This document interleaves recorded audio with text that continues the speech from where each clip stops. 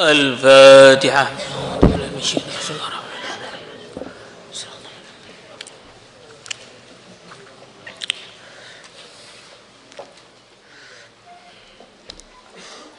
الفاتحة.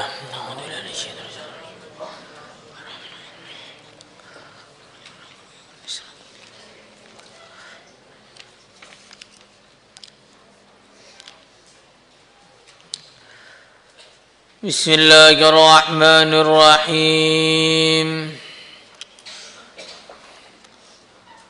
ألف لام ميم. تنزيل الكتاب لا ريب فيه من رب العالمين. أم يقولون افتراه بل هو الحق من ربك لتنذر قوما ما أتاهم من نذير من قبلك لعلهم يهتدون. Alif Lam Mim. Allah Maha tahu dengan maknanya Alif Lam Mim. Tanzilul kitab la raiba fih. Tanzilul kitab, kitab ini diturunkan la raiba fihi, yang tidak ada keraguan di dalamnya, min rabbil alamin, dari Tuhan semesta alam. Am yaquluna iftarah, bahkan mereka mengatakan Muhammad telah mengada-ngada Al-Quran. Bal huwal haqqu min rabbika, bahkan Al-Quran adalah yang benar dari Tuhanmu. Litungdira, supaya engkau memberi peringatan kauman, kepada satu kaum, ma atahum, yang tidak datang kepada mereka, min nadhirin, dari seorang pemberi peringatan pun, min qablika, sebelum engkau, la'allahum yahtadun, supaya mereka mendapatkan hidayah, mendapatkan petunjuk. Alif Lam Mim ini sudah sering diulang, bahwa Fawatihus Suwar ini termasuk dari rahasia-rahasia Al-Quran yang ditampakkan oleh Allah kepada hamba-hamba yang dipilih oleh Allah. Sebagaimana Allah berfirman, wa ma ya'lamu ta'wilahu illallahu warrasihuna fil ilm. Wawunya oleh sebagian mufassirin diartikan sebagai waw atof. Sehingga tidak ada yang mengetahui maknanya mutasyabihatul Quran kecuali Allah dan orang-orang yang mendalam ilmunya.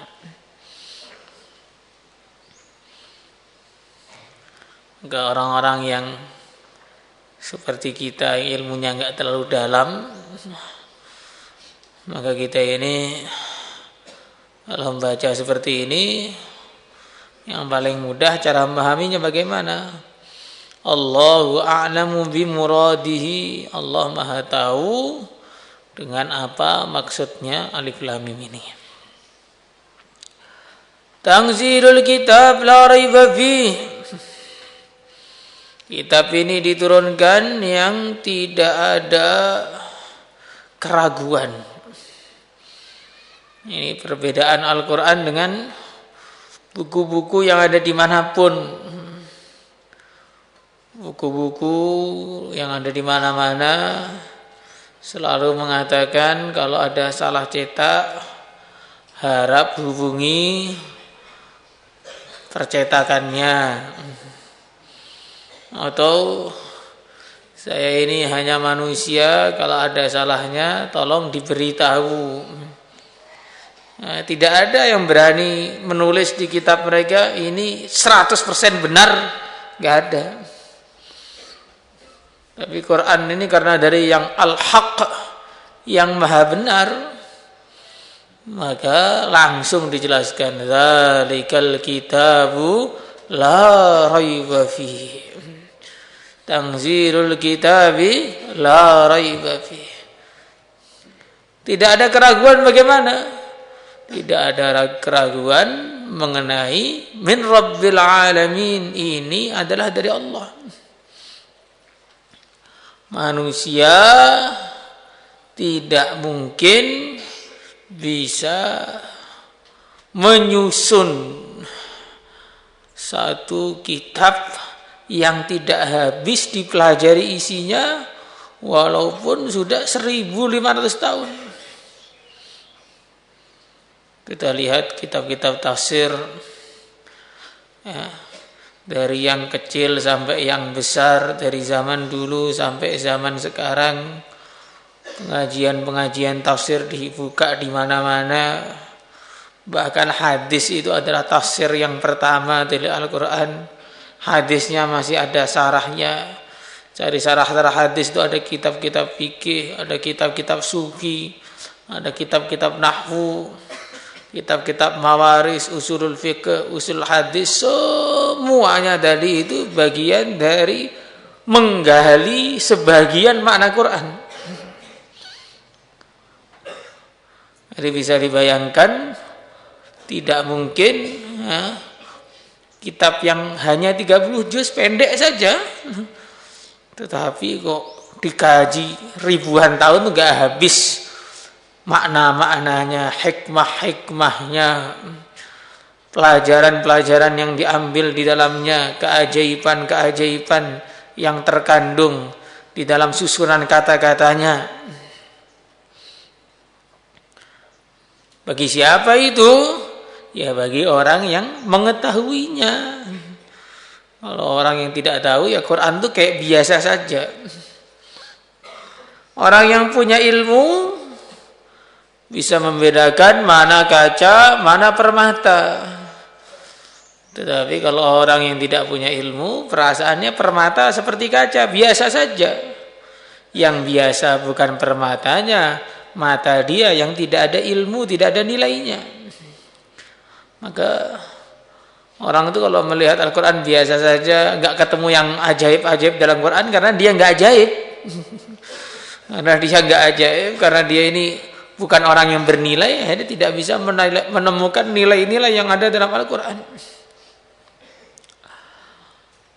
Kitab Al-Quran ini mir rabbil alamin, turun, datang dari Allah Rabbul Alamin.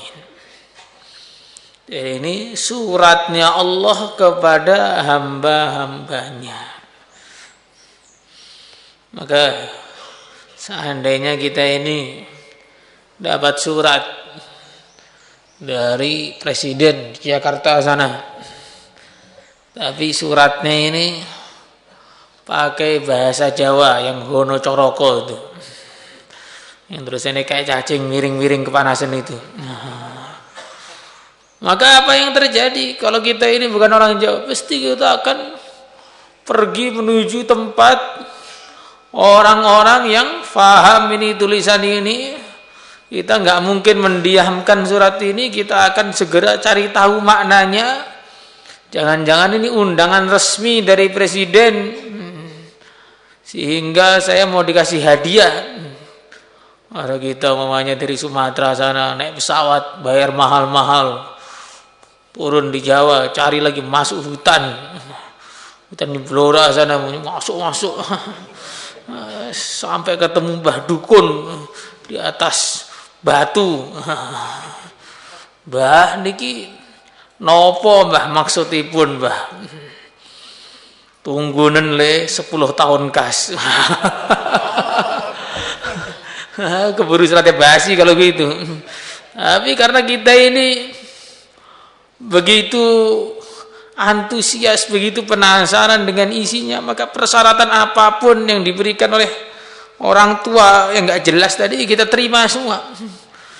Kemudian dikasih tahu, ini panggilan, besok kamu disuruh ke Istana Negara, mau dikasih mobil Mercedes. Nah, Quran itu begitu juga. Quran itu surat Allah kepada hamba-hambanya yang berbahasa Arab. Kalau kita nggak tahu maknanya, kita harus belajar. Karena di dalamnya ada undangan, wallahu yad'u ila daris salam, undangan menuju surga Allah, mau dikawinkan dengan bidadari-bidadari di sana. Nah, kok malah Qurannya masuk lelang. Nah, ini berarti diberi surat tapi tidak menghargai.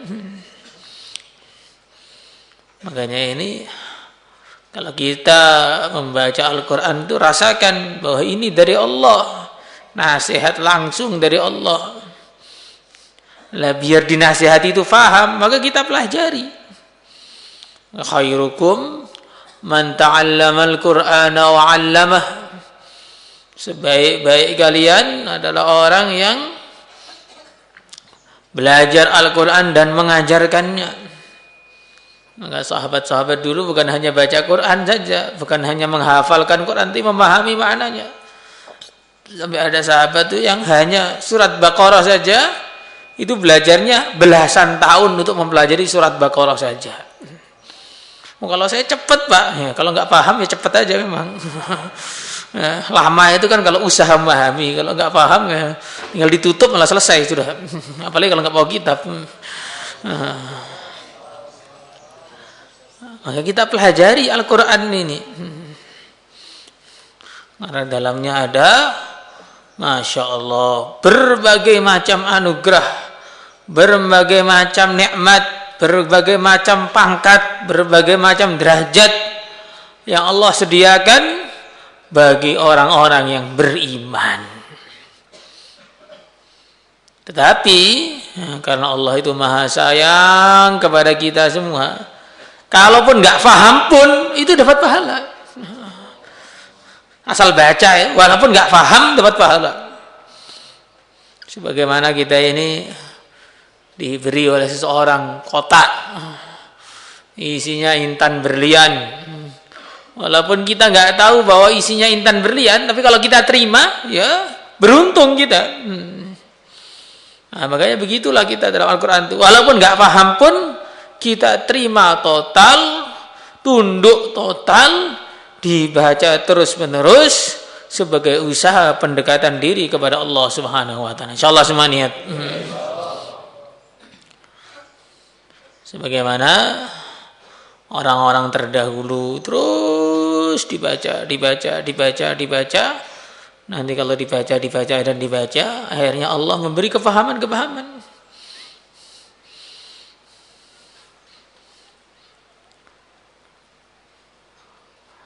Kepahaman itu ya tergantung kemampuan kita. Semakin kita ini tinggi ilmunya, semakin kita ini bersih hatinya, lurus kehidupannya, maka semakin banyak pelajaran akan kita lihat.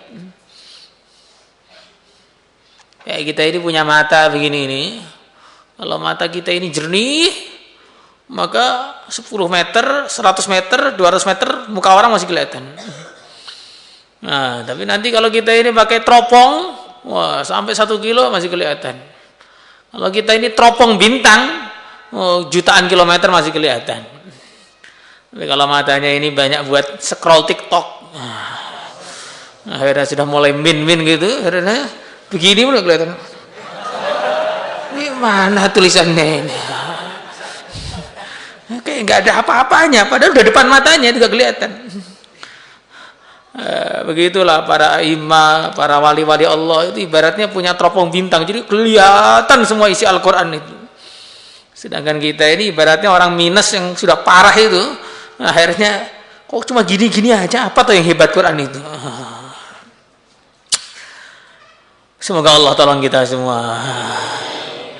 Am yaquluna iftarah, mereka mengatakan bahwa Nabi Muhammad mengada-ngada Al-Quran.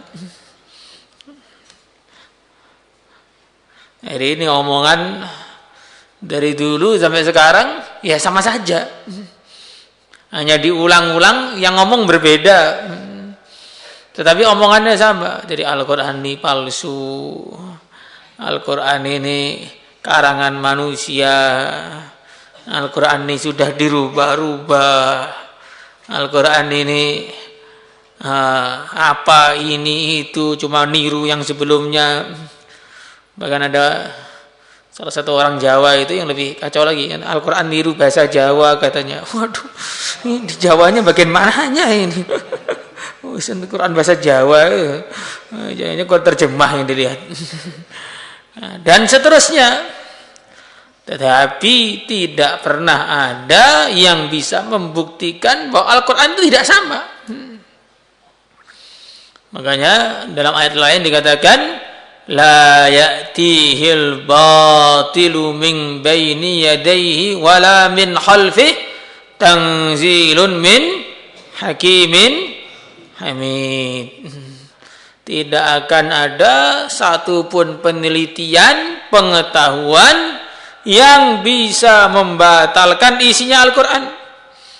Baik penelitian masa lalu maupun penelitian yang akan datang, semuanya nggak mungkin bertentangan dengan isi Al-Quran, itu nggak mungkin. Kalau kelihatannya bertentangan, itu akalnya belum nyampe untuk mengetahuinya. Seperti contohnya, makanya di Quran diceritakan tentang bagaimana proses janin di dalam perut. Tsumma khalaqnan nutfata 'alaqatan fa khalaqnal 'alaqata mudghatan وَخَلَقْنَا الْمُضْغَةَ عِظَامًا فَكَسَوْنَا الْعِظَامَ لَحْمًا ثُمَّ أَنشَأْنَاهُ خَلْقًا آخَرَ فَتَبَارَكَ اللَّهُ أَحْسَنُ الْخَالِقِينَ. Cerita tentang proses bagaimana dari tetes air mani berubah jadi segumpal darah, segumpal daging. Itu kalau orang zaman dulu tuh mentertawakan, apa begini ini? Namanya orang tuh jadi gitu aja, nggak ada proses-proses, pokoknya jadi gitu aja.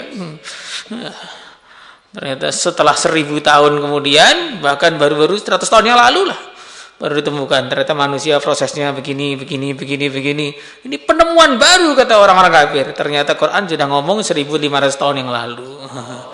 Nah, tidak bisa dibatalkan oleh penemuan apapun. Tidak ada pertentangan dalam Al-Quran, itu nggak ada. Walau kana min 'indi ghairillah lawajadu fihi ihtilafan katsiran. Enggak ada salah satu orang yang masuk Islam. Kenapa masuk Islam? Karena dia menemukan mushaf yang umurnya sudah 1000 tahun. Dia lihat mushaf itu sama dengan mushaf yang ada di tempat dia. Kok nggak ada bedanya? Padahal sudah 1000 tahun. Cetakan saja kadang-kadang revisi lagi. Baru tahun yang sama edisi revisi. Ini Quran sudah 1000 tahun kok nggak ada bedanya. Ini kalau bukan dari Tuhan nggak mungkin. Asyhadu an la ilaha illallah anna Muhammadar Rasulullah. Nah, jadi orang-orang yang mengatakan kepalsuan, mengatakan karangan, mengatakan begini begitu, ini sebenarnya hanya ngengkel saja, ya, tidak ada buktinya. Kalau memang Quran ini karangan manusia, Quran ini bisa dibikin oleh otak manusia, tentu manusia sudah bisa membikin Quran yang sama. Dan Allah sudah menantang manusia ini untuk membikin Quran yang sama. Kulla in ijtama'atil insu wal jin ala ayyatu bimisli hadzal Qur'an la ya'tuna bimislihi walau kana ba'duhum li ba'din dhahira. Tantangan yang pertama suruh mendatangkan Al-Quran utuh. Nggak ada yang bisa jawab. Diturunkan tantangannya. Qul fa'tu bi'asri suwarim mislihi muftarayat. Kalau nggak bisa se-Quran, datangkan 10 surat. Nggak ada yang bisa itu. Masih sampai sekarang ayatnya masih ada itu. Diturunkan lagi. Qul fa'tu bi suratin min misli. 1 surat saja. Nggak ada yang bisa juga. Menunjukkan ini bukan karangan manusia, tapi dari yang menciptakan manusia. Siapa? Allah. Walaupun ada orang yang pengen nyanyi Al-Quran, nanti jadinya aneh-aneh. Seperti Musailimah itu. Al-fil, mal-fil, wa ma adraka mal-fil, anfuhu tawil. Udah gitu aja deh itu. Apa itu gajah? Hidungnya panjang. Lo gitu kok mau dibacakan Quran, itu Quran apa? Ya itulah kalau orang itu mau menandingi Al-Quran jadinya malah aneh, nggak bisa. Untuk apa Quran ini? Litungzira qauman ma atahum min nadhirin min qablik. Untuk memberi peringatan kepada orang-orang yang belum datang peringatan sama sekali kepada mereka, itu orang Arab. Yang mana orang Arab ini setelah Nabi Ismail belum pernah ada nabi yang datang kepada mereka. Atau maksudnya adalah zaman fatrah antara Nabi Isa dengan baginda Muhammad sallallahu alaihi wasallam. Jadi Quran setelah dipelajari kemudian didakwahkan. Nah, setelah dipelajari disampaikan. Makanya dikatakan oleh sebagian ulama, Iqra itu ayat nubuwah, awal ayat fin nubuwah, kemudian ya ayyuhal muddatsir awwalu ayatin fir risalah. Tadi ayat pertama yang menerangkan tentang kenabian itu Iqra, surat pertama, kemudian wahyu yang pertama yang menerangkan tentang risalah adalah ya ayyuhal muddatsir. Jadi baca dulu baru dakwah, bukan dakwah dulu baru baca. Nah, kalau dakwah dulu baru baca ya jadi semrawut dunia ini jadinya nanti. Karena semua yang disampaikan jadi kacau. Yang sudah ngaji aja kacau, apalagi nggak pernah ngaji. Akhirnya ada ngakunya ulama menyampaikan apa itu rukun sholat. Rukun sholat adalah berwudu. Waduh, nah, ini tengah-tengah sholat suruh wudu bagaimana ya? Jadi setelah wudu terus nutup aurat. Ini jadi sambil pakai baju, sambil wudu, sambil sholat.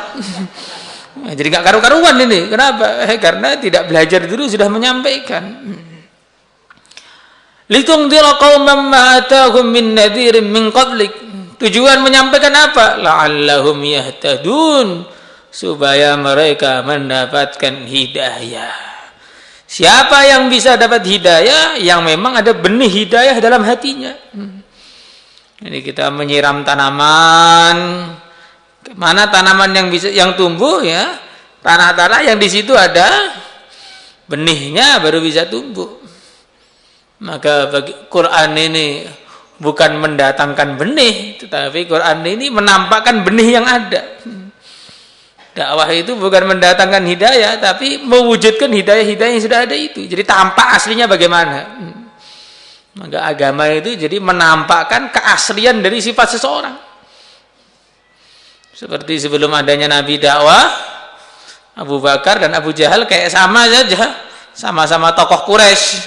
Setelah datang dakwah, tanpa satunya tokoh neraka, satunya tokoh surga. Maka agama itu selalu menjadi ujian bagi siapapun, kapanpun. Ya, namanya ketika azan akan tampak siapa yang muslim, siapa yang enggak jelas. Kalau muslim begitu dengar azan, ya langsung ke masjid. Yang enggak jelas, langsung ke WC. Dengar azan kok ke WC sambil kentut, wah ini bahaya ini. Apalagi kalau lari 30 km dulu menjauh dari adzan, lebih kacau lagi jadinya. Jadi begitu. Ngaji juga ujian. Siapa talibul ilm, siapa talibul hulum. Kalau talibul ilm itu ngaji terus melek, talibul hulum ngaji langsung tidur nyari mimpi. Karena hulum kan mimpi. Maka ujian. Malam datang ujian, siapa yang mau tahajud, siapa yang mau ngorok sampai komat. Ini kadang-kadang sudah komat pun masih belum pakai baju, masih pakai alas lagi. Allah. Ini sudah luar biasa ini. Tanpa aslinya. Walaupun sama-sama tanah, sama-sama biji kaktus menghasilkan kaktus. Kalau biji durian menghasilkan durian. Kalau kaktus ya hanya melukai orang, kalau durian menggembirakan orang. Maka kita lihat kita ini sebenarnya punya benih kebaikan atau enggak. Atau kita ini punya benih tapi enggak pernah kita rawat sehingga mati juga. Walaupun bibit unggul tapi kalau enggak ditanam ya mati juga. Kullu mauludin yuladu 'alal fitrah. Semua orang itu punya bibit baik tetapi kadang-kadang enggak dirawat, akhirnya fa'auhabawahu yuhawwidanihi au yunassirani au yumajjisanihi. Dia meletakkan dirinya di tempat yang tidak sesuai, akhirnya benih keimanannya mati, tumbuhlah benih kekufuran. Naudzubillah. Salatullah salam